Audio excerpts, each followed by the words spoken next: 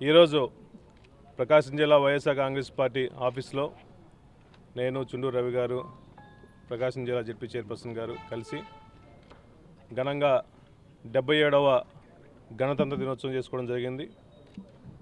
మన దేశంలో బ్రిటిష్ వాళ్ళు పోయిన తర్వాత బ్రిటిష్ వాళ్ళ చట్టాలు కాకుండా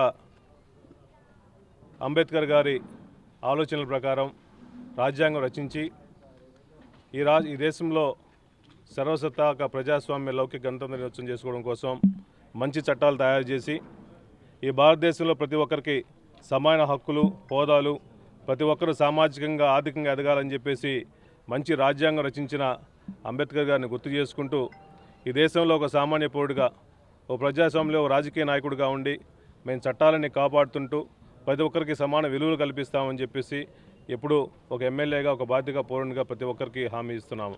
ఈ దేశంలో ప్రతి ఒక్క పౌరుడు భారతదేశంలో ఉండటానికి భారతదేశంలో పుట్టడానికి సంతోషపడతాడు. ఎందుకంటే ఒక రాజ్యాంగంలో ఒక లిఖితపూర్వమైన రాజ్యాంగంలో మన దేశం లాంటి రాజ్యాంగం ఎక్కడా లేదు.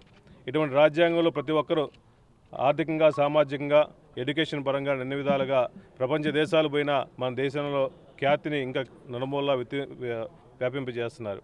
ఇటువంటి ప్రజాస్వామ్యంలో ఉంటూ భారతదేశంగా ఉంటూ ఈ సామాజిక వర్గంలో అందరినీ కాపాడుకుంటూ ఇదే మన రాజ్యాంగాన్ని ఎప్పుడు కాపాడుతాం పరిరక్షిస్తామని చెప్పేసి వైఎస్ఆర్ కాంగ్రెస్ పార్టీ తరఫున మా నాయకుడు జగన్మోహన్ గారి తరఫున ఎప్పుడు ప్రజలను కాపాడుతామని చెప్పి మనస్ఫూర్తిగా హామీ ఇచ్చుకుంటూ మరొకసారి గణతంత్ర దినోత్సవ శుభాకాంక్షలు తెలియజేసుకుంటున్నాం.